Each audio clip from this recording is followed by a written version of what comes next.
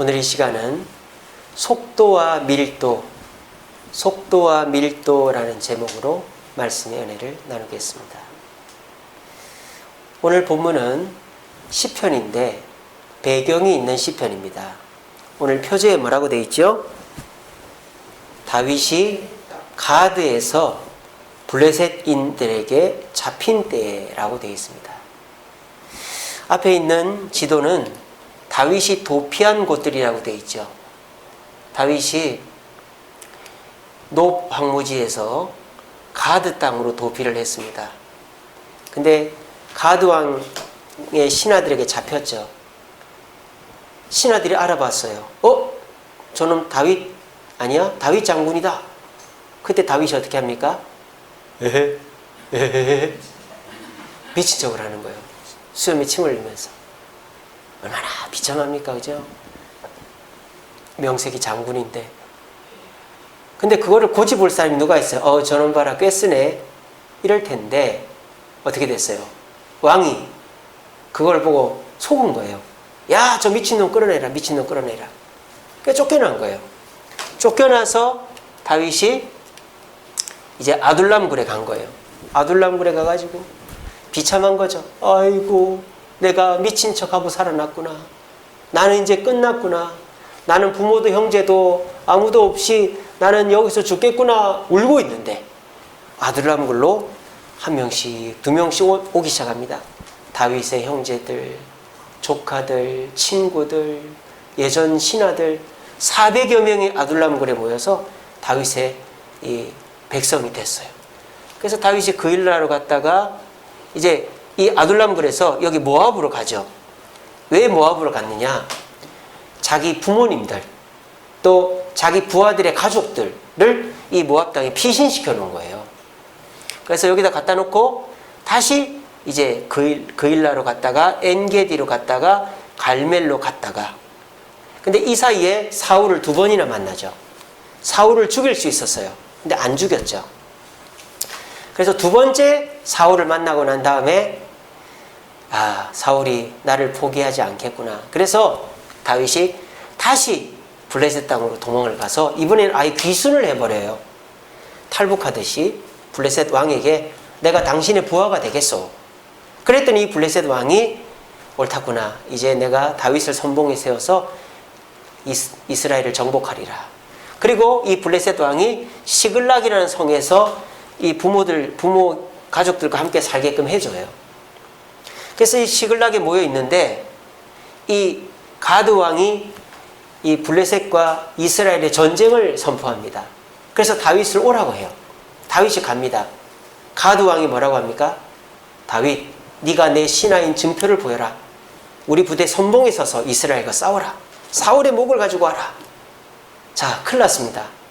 다윗이 잘 싸워도 문제고, 잘 싸우면 이스라엘의 적이 될 것이고, 못 싸우면 블레셋의 적이 됩니다.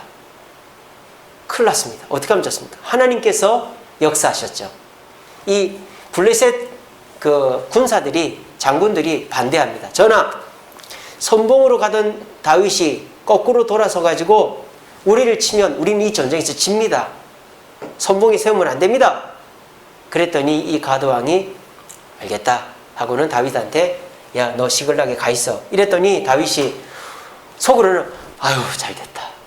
내가 큰일 날 뻔했는데 잘됐다 하면서도 겉으로는 화를 내요. 가드왕에게. 왕이여, 내가 뭔 잘못을 했습니까? 난 당신의 신하인데 왜 공을 세울 기회를 안 줍니까? 그랬더니 미안하다, 가 있어라. 그래가지고 하나님의 은혜로 전쟁을 피해서 시글락이 왔더니 어떻게 돼 있어요? 이 시글락이 이 다른 놈들이 와가지고 초토화를 시켜놓고 식구들을 다 잡아간 거예요. 부하들 식구까지.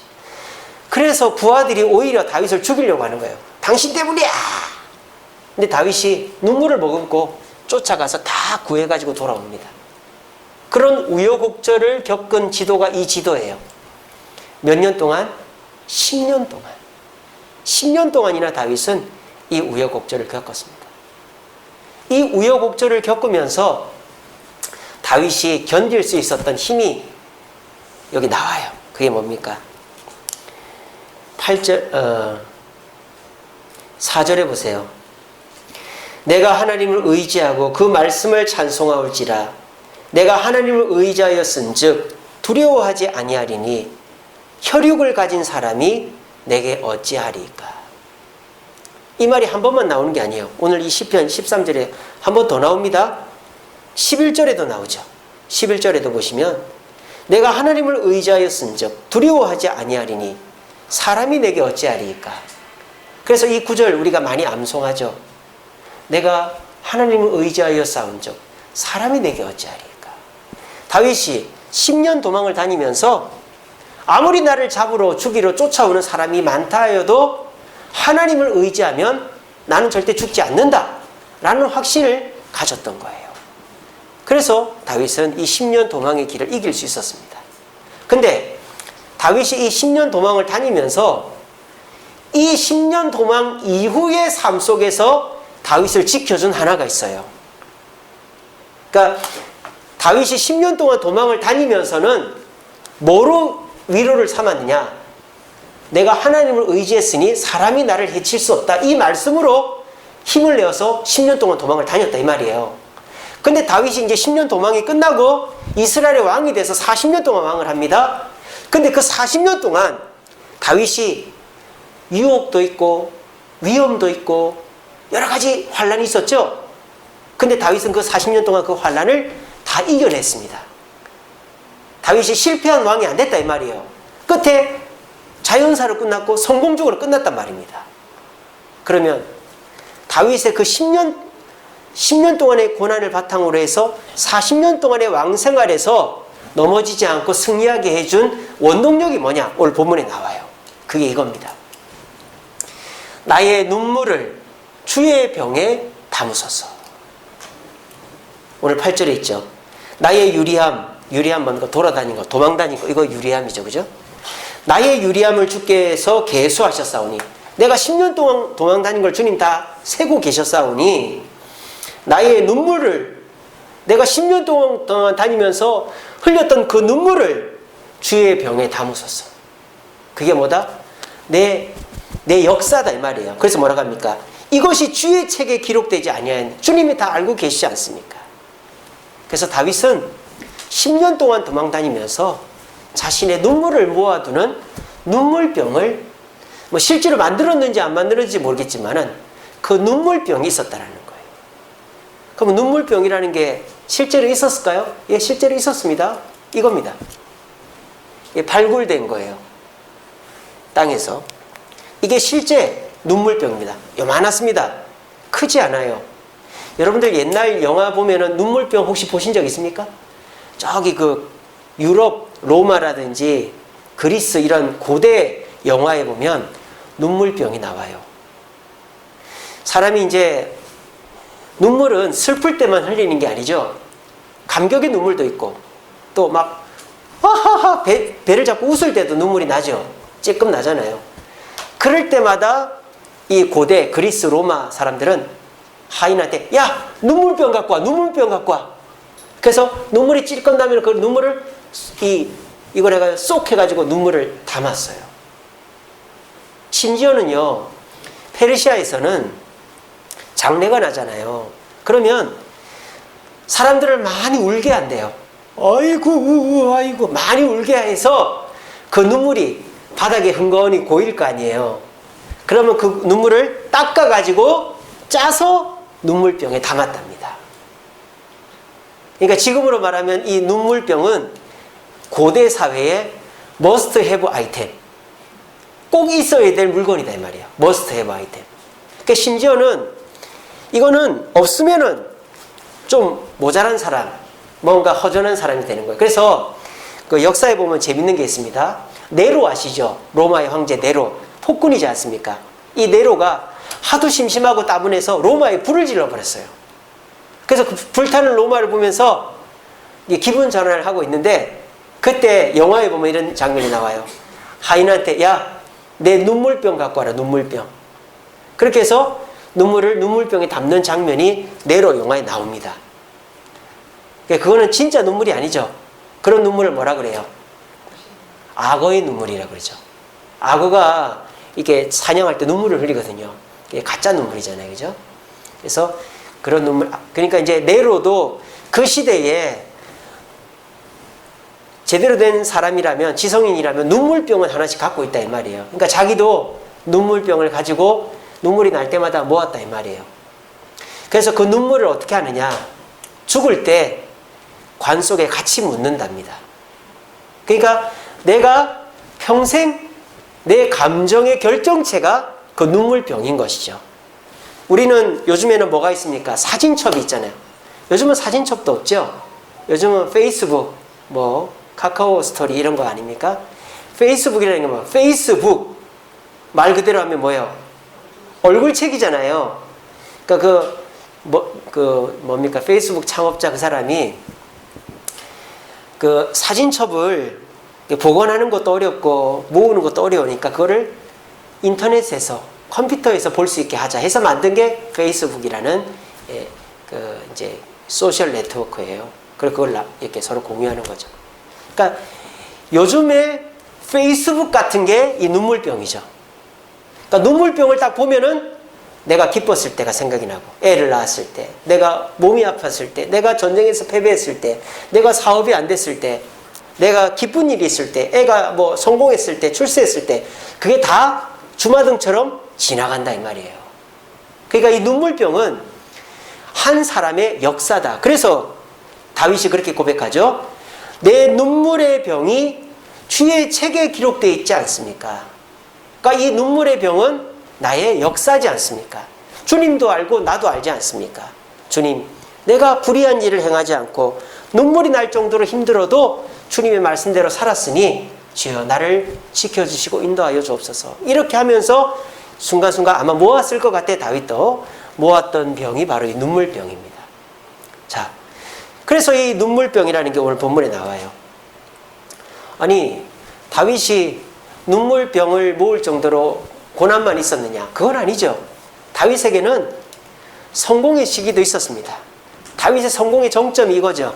골리앗을 물리쳤을 때입니다. 다윗은 그 전부터 성공해 갔어요. 태어났을 때는 막내로 태어나서 집안에서 인정받지 못하고 손님이 와도 손님과 식사도 못하는 그런 내박쳐져 있는 막내 아들이었어요. 근데 사무엘이 모든 형제들을 제치고 다윗에게 기름을 부었죠. 이때서부터 다윗의 성공이 시작됐습니다. 다윗이 기름 부음을 받았습니다. 그리고 아무 일도 없었는데 왕궁에서 부릅니다. 다윗을. 왜 불렀습니까? 사울이 악신이 들려가지고 정신을 못 차리고 괴로워하니까 수금 잘 타는 청년을 불러와라. 우연찮게 다윗이 뽑힌 거죠. 그래서 다윗이 왕궁 생활을 경험하기 시작합니다. 한 단계 성공했죠. 그 다음 단계 성공이 뭡니까? 바로 이 골리앗 사건입니다. 형님들에게 우연히 음식을 주러 갔는데 골리앗이 도발하는 장면을 보면서 의분이 나가지고 골리앗과 싸웠는데 하나님의 역사로 이기게 된 거예요. 그래서 우연히 다윗이 장군이 된 거죠. 근데 장군이 되고 난 다음에 어떻게 됩니까? 전쟁만 나가면 뭐 다윗이 제대로 싸워봤겠어요? 열정과 뭐 용기는 있어도 싸우는 기술이 어디 있어요? 칼이나 잡아봤겠어요? 근데 하나님이 도와주셔가지고 나갈 때마다 이기네요. 그러니까 백성들 사이에 인기가 최고가 됐어요. BTS급이 됐어요. 그래서 왕보다도 사울은 천천히요 다윗은 만만이다. 이렇게 칭찬을 들은 거예요. 그러니까 이 사울이 다윗을 견제하려고 어떻게 합니까? 블레셋 군대를 100명을 죽이고 와라. 그 증거를 갖고 오면 내 딸과 너를 결혼시키겠다. 근데 혼자서 100명을 어떻게 죽여요? 군대도 안 데려가가지고. 근데 100명이 아니라 200명을 죽이고 오는 거예요. 증거도 가지고 왔어요. 그래서 어떻게 됩니까? 왕의 첫 번째 사위가 된 것입니다.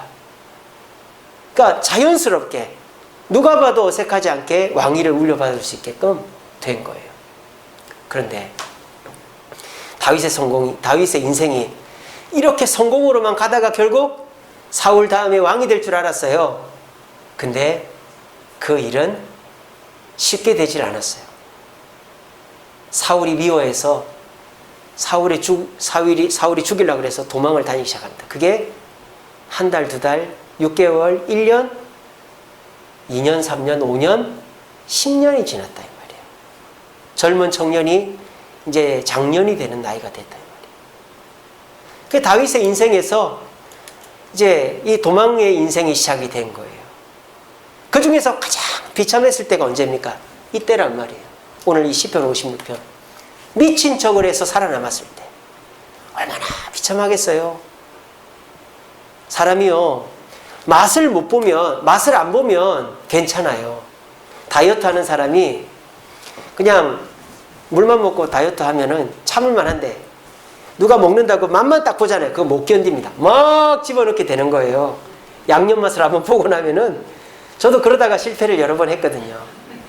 그러니까 이게 맛을 보고 나면은 이거를 못 견디는 거예요. 다윗도 성공의 맛을 봤잖아요.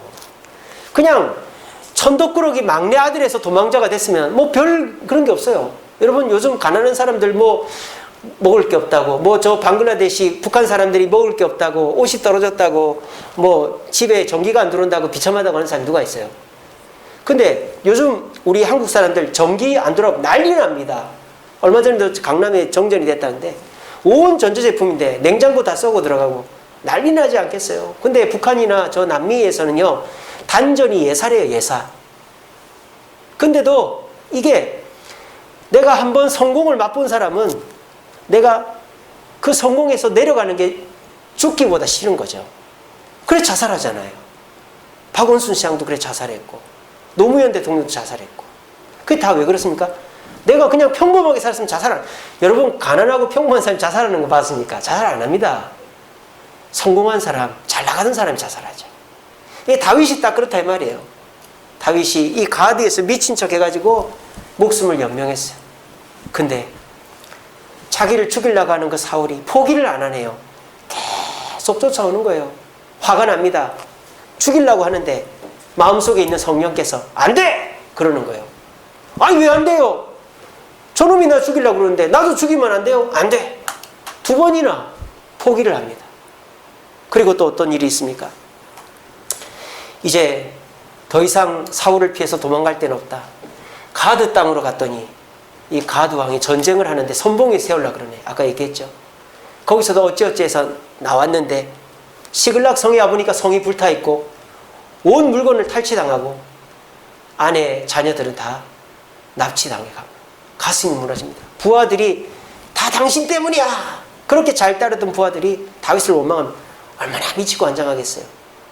그런 10년의 세월을 거친 것이 다윗의 실패의 삶이었다는 거예요. 여러분 보세요.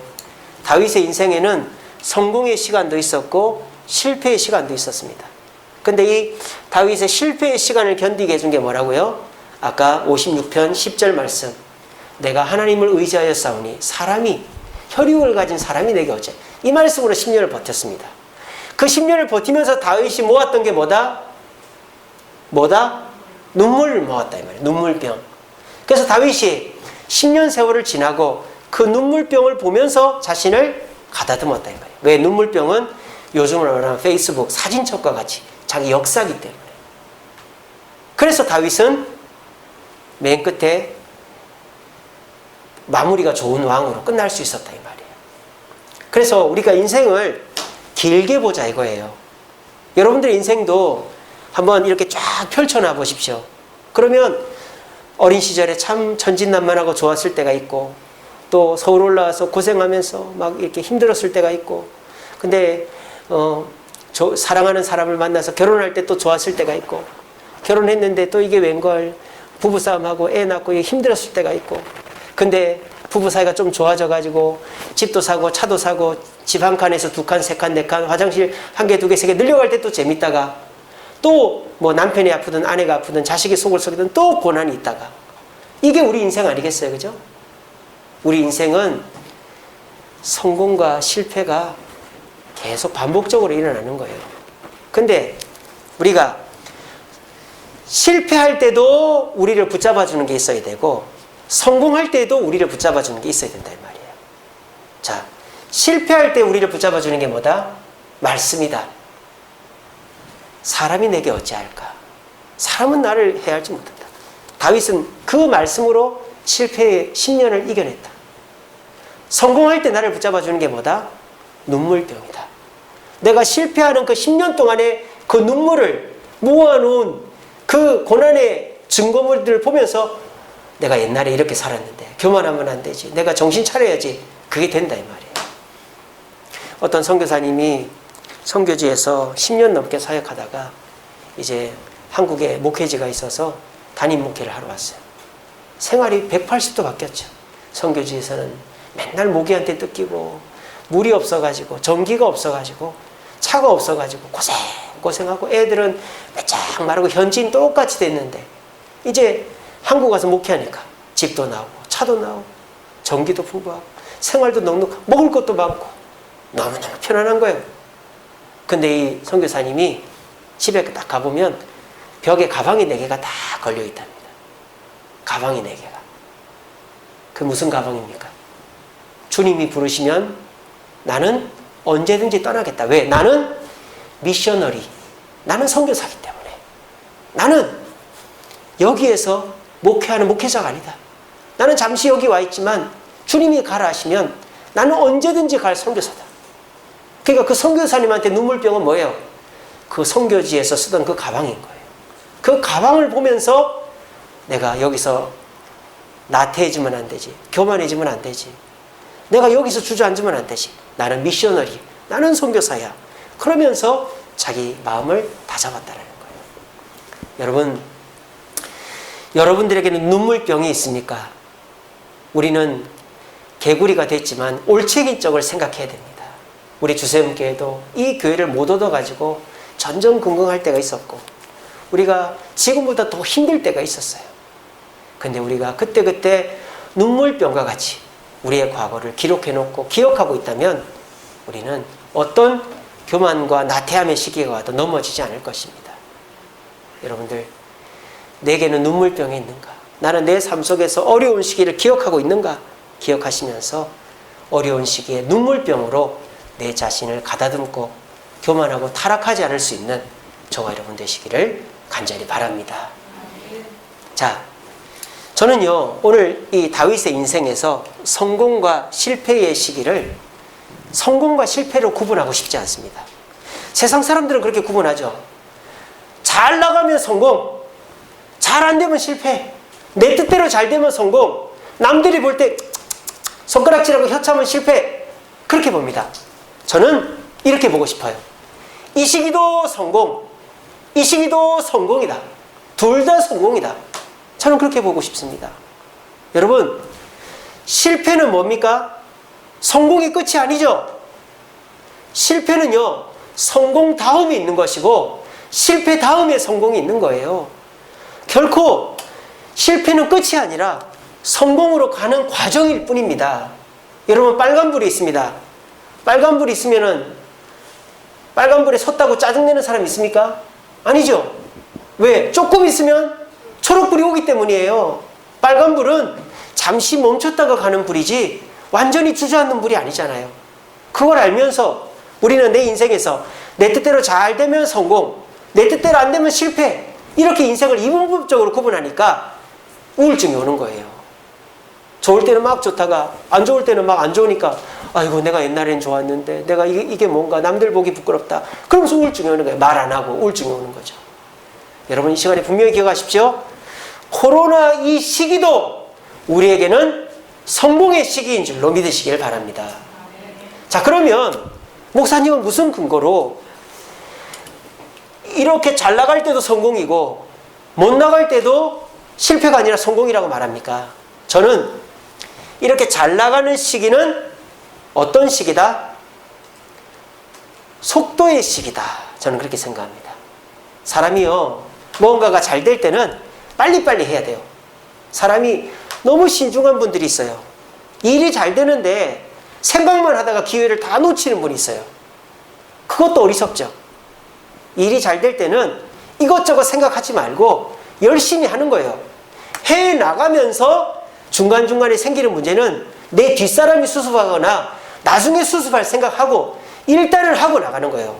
여러분, 땅을 파는 사람이 아이고 이렇게 지저분하게 파가지고 남들이 뭐라 할까, 아이고 돌이 나왔네, 돌부터 정리해놓고 해야지, 이러면 땅을 하루 안에 팔 거 일주일 지나도 못 팝니다. 어떻게 돼? 일단은 파고 봐야죠. 그죠? 일단은 목표 지점까지 물이 나올 때까지 파고 그 다음에 주변 정리도 하고 돌 정리도 하는 거예요.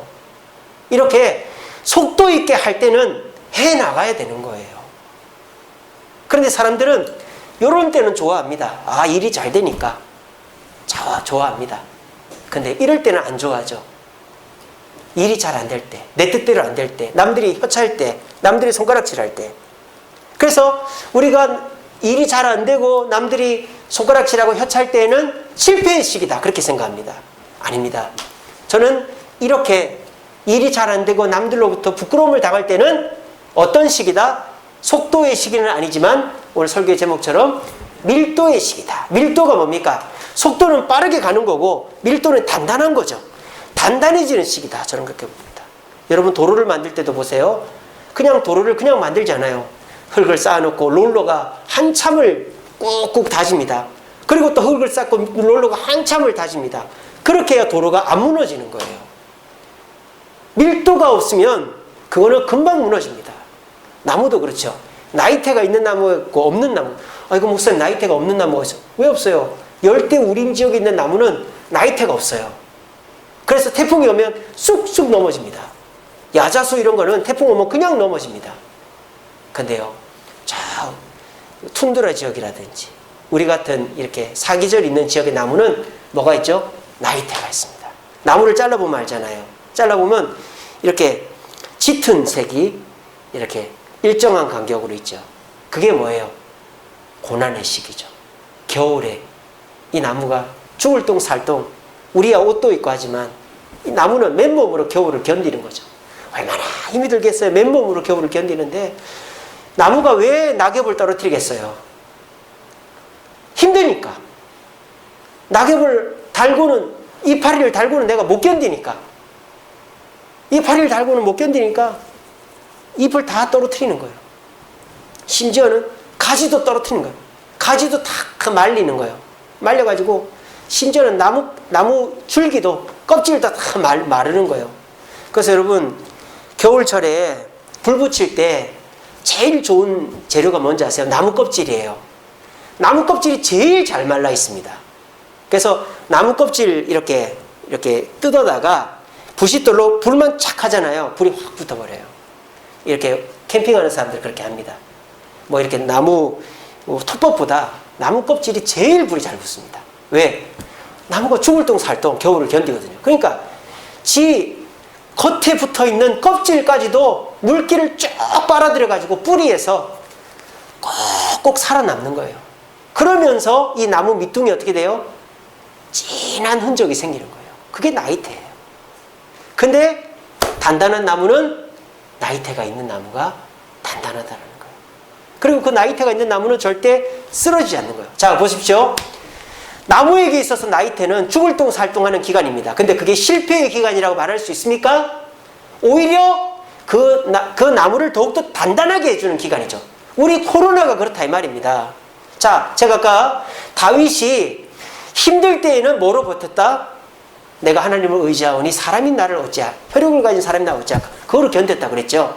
근데 다윗이 잘 될 때, 성공할 때 뭐로 견뎠다? 눈물병으로 견뎠다. 견뎠다는 표현이 좀 그렇지만 눈물병으로 깨달았다. 왜? 내가 10년 동안 도망다니면서 눈물 날 때마다 모았던 그 눈물병을 보면 내가 지금은 아무리 형편이 어려워져도 그 10년 도망다닐 때 하고 비교하면 비교가 안 된다는 거죠. 그러면서 겸손해지고 위기로 보지 않았다는 거예요. 그게 뭡니까? 다윗이 그 고난의 기간을 밀도로 자신을 단단하게 하는 기간으로 바라봤기 때문에 그것으로 인하여 고난을 넘어가고 40년 왕생활을 잘 마치고 성군이 될 수 있었다는 것입니다. 우리는 코로나 이전에 뭐 마음껏 해외여행도 다니고 식당, 공연 뭐 마음껏 다 했습니다. 근데 코로나가 딱 터지고 나니까 예전에는 당연히 할 수 있었던 것이 이제는 너무너무 귀한 시절이 돼버렸죠. 그래서 사람들이 다 허탈감 속에 코로나 블루라는 말이 나왔어요. 우울증이 왔다 이 말이에요. 코로나 블루. 사람들이 다 우울해졌어요. 하고 싶은 걸 못하니까. 근데 사람이요, 생각만 바꾸면 됩니다. 지금은 실패의 기간, 우울한 기간, 내가 하고 싶은 걸 못하는 기간이 아니라 내가 눈물을 담는 기간이다. 그래야만 그 눈물을 담아놓고 나중에 코로나가 끝나면 내가 교만해지거나 나태해지지 않고 코로나도 견뎠는데 내가 이 정도의 고난을 못 견디겠나 하며 그 고난을 이겨낼 수 있다는 말이에요. 지금은 우리가 우리 자신을 단단하게 하는 기간이다. 뭘 단단하게 하느냐? 먼저 내 자신을 단단하게 하는 거죠. 나를 돌아보는 거예요. 경제적으로 어렵습니까? 내가 돈을 함부로 쓰던 것은 없는지 돌아봐야 되는 것이죠. 여러분들이 시간에 쫓깁니까? 내가 TV 보고 내가 잠자고 내가 헛되게 쓰는 시간이 없는지 돌아봐야 되는 것이죠. 내가 직장이나 또 사업에서 어려움이 있습니까? 예전에 잘 될 때 내가 왜 그렇게 열심히 안 했는가를 돌아봐야 돼요. 나를 단단하게 만드는 시기가 이 코로나 시기가 되어야 됩니다. 또 우리 가정을 밀도 있게 만드는 시기가 되어야 됩니다. 그동안에 자녀들하고 대화를 못했다면 대화를 하고 아내랑 대화를 못했다면 대화를 하고 그래서 이제는 이제 다음 주 월요일부터는 2인 이상도 금지한다 그러잖아요. 근데 가족끼리는 다 모여도 된대요. 그러니까 여러분들이 가족과 강제적으로라도 시간을 보낼 수 있게 된 거 아니에요? 그렇게 하시면 되죠. 저도 요즘에 아차산을 갑니다. 뭐 저 혼자 가는 게 아니고 우리 애들을 하나씩 데리고 가요. 우리 애가 4명이니까 항상 같이 다니니까 항상 소외되는 애들이 있는 거예요. 그래서 제일 첫 번째로 저희 외동딸을 데리고 아차산을 갔습니다. 얼마나 좋아하는지. 그래서 아차산 이제 꼭대기까지 가서 사진도 찍고 또 돈가스 뷔페 가서 돈가스 배 터지게 먹고 등산한 게 아무 의미가 없을 정도로 많이 먹었습니다. 그러고 난 다음에 애가 너무 이제 저하고 가까워졌어요. 그러니까는 우리 또 막내 세안이가 샘을 내는 거야. 아빠 나도 등산하고 싶어. 야 너 중간에 온다 그러면 안 된다. 절대 안 그럴 거야. 그래서 또 세안이를 데리고 갔어요. 학교 일찍 끝나고 오후 4시에 세아보다 더 잘 올라가요. 그래서 꼭대기까지 올라가고 막 지가 뛰어 올라가요. 아빠 나 잡아봐 하면서 뛰어 올라가요. 얘기도 많이 하고 우리 세안이는 좀 검소해가지고 불닭볶음면 1200원짜리 하나 사주니까 땡이더라고. 그거 하나 사주고 너 또 갈래? 그러니까 뭐라는 줄 알아요? 아니 그러더라고요. 그래서 제가 웃으니까 일주일 후에 가자고 그러더라고요. 일주일 후에. 자, 내일 또 예약이 되어 있습니다. 우리 한결이랑 또 가기로 했습니다. 이렇게 하게 된 것은 저희 집사람이 저한테 여보 시간이 있으면 애들을 한꺼번에 만나지 말고 하나하나씩 좀 만나달라고 그러더라고요. 그렇게 하면은 애들이 속에 있는 얘기도 하고 이제 아빠랑 더 가까워질 거예요. 저는 집사람 말이라면은 정말 잘 듣거든요. 아차산도 제가 맨날 간다면 다리가 아파 죽겠어요. 근데도 가요. 그러니까 저도 이 코로나 시기가 힘들지만 어디 뭐 지금 헬스장도 6km 이상 속도로 하지 말래요. 샤워를 하지 말래요. 오지 말란 얘기죠. 월요일부터. 운동도 제대로 못하는데 그거를 우울증으로 받아들이는 게 아니라 뭐 헬스 못 가면 어때? 산에 가면 되지. 그 생각으로 애들 데리고 산에 가는 거예요. 이게 뭡니까? 밀도를 높이는 거죠. 이 고난의 시기에.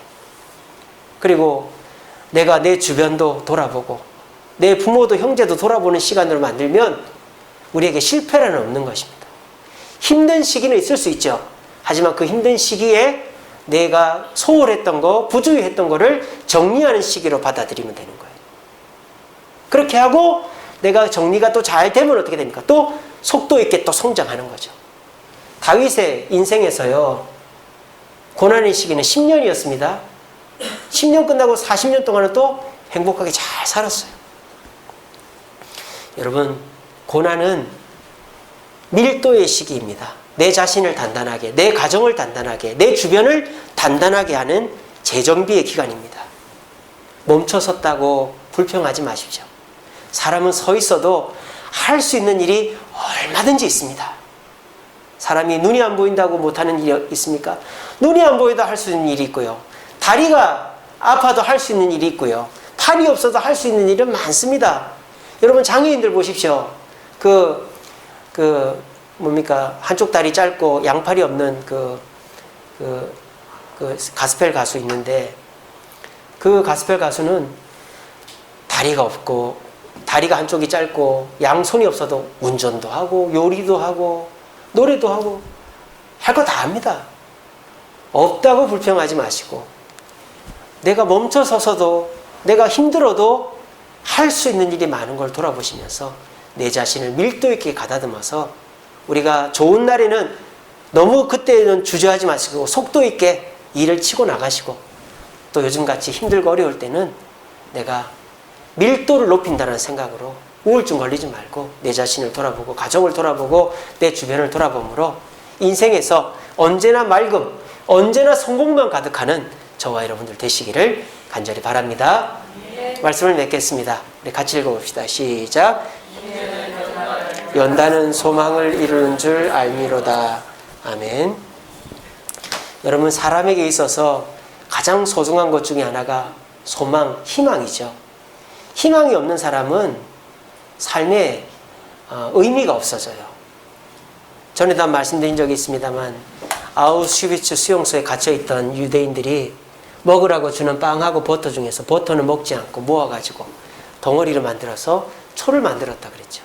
그렇게 해서 그 초를 보면서 나는 살아나갈 거야. 그래서 어떤 사람은 희망을 잃어버리니까 그 밤에 죽어버렸는데 어떤 사람은 그 초를 보고 하나님께 기도해서 희망을 얻어가지고 며칠 후에 독일이 패망하고 살아나갔다는 거 아니겠어요? 희망 하나로 살고 죽는 게 결정이 되는 거예요. 근데 그 희망은 뭐가 이루어준다? 인내가 이루어준다는 거예요. 사람이 고난이 있다고 포기하고 낙심하는 게 아니라 그래, 이 고난은 나를 밀도 있게 만드는 시간이야. 인내하면 그 인내하는 가운데서 뭐가 생겨요? 소망이 생긴다 이 말이에요. 사람이 어떨 때 제일 음식이 맛있다고요? 굶고 먹는 음식이 제일 맛있어요. 뭐 그렇게 반찬 투정하고 뭐 먹을 게 없다고 하는 애들 한 일주일만 굶겨 보십시오. 환장을 하고 먹습니다. 세상에서 제일 맛있는 음식은 굶고 먹는 음식이 제일 맛있어요. 사람이요, 참고 참다 보면요, 조그마한 희망도 크게 보여요. 지금 이렇게 혼하니까 촛불을 켜놔도 안 보이겠죠? 여기 불 다 꺼놓으면요, 촛불 하나가 얼마나 밝은지 몰라요. 인내하다 보면 조그마한 희망도 보이는 거예요. 여러분, 우리에게는 희망이 있습니다. 하나님이 주시는 희망, 소망, 예수님이 주시는 소망이 있습니다. 우리는 천국 소망이 있고요, 일용할 양식의 소망이 있고요, 기도 응답의 소망이 있어요. 근데 그런 소망들이 평소에는 안 보여요. 왜? 세상에 우리를 유혹하는 소망들이 너무 많기 때문입니다. 이렇게 하면 성공하고, 이렇게 하면 행복하고, 이렇게 하면 맛있고, 이러면 재밌다. 그런 소망들 때문에 천국 소망 보이지도 않고, 아니 천국이 언제 가는데? 천국 언제 가는데? 나 안 죽을 건데? 그리고 일용할 양식, 아이고 그 일용할 양식 뭐 나 더 맛있는 거 뷔페 가면은 배 터지게 먹는데, 아이 뭐 그런 것들 보이니까 하나님이 주시는 거는 보이지도 않는 거예요. 근데 요즘같이 모든 것이 스탑되고 힘들 때에는 우리에게 하나님이 주시는 소망이 보인다 이 말입니다. 여러분, 이 시기가 그런 시기입니다. 주님을 만날 수 있는, 주님이 주시는 소망을 새롭게 발견할 수 있는 시기입니다. 그래서 우리에게 주님이 소망 되시는구나, 천국이 내 소망이구나, 주님의 일용할 양식이 내 소망이구나, 그걸 깨닫고 주님께 감사하면 우리가 또 다른 고난이 와도 그 속에서 밀도를 높이지 우울증에 걸리지 않는다는 것입니다. 여러분, 인내는 힘들지만 소망, 참된 소망을 보게 하는 원동력이 됩니다. 우리 모두 이 코로나 시대 인내하시면서 그래, 내 자신을, 내 가정을, 내 주변을 밀도 있게 만들자. 나무가 안 죽으려고 잎도 떨어뜨리고 가시도 떨어뜨리고 이 껍질도 말라 비틀어지게 하면서도 살아남듯이 우리도 인내하자. 그러면 나무에게 나이테가 생기듯이 우리한테도 눈물병이 생기고 그 눈물병을 보면서 좋을 때 교만하고 쓰러지지 않게 되는 거예요. 우리 모두 오늘 말씀 꼭 기억하시고 지금은 밀도의 시기, 눈물병을 만드는 시기인 줄로 믿으시고 나이테 눈물병을 만들어 내가 더 좋아졌을 때 마귀의 유혹에 넘어가지 않고 실수하지 않고 끝까지 좋은 인생 살겠다 다짐하면서 주님 안에서 인내함으로 소망을 발견하는 저와 여러분들 되시기를 간절히 바랍니다.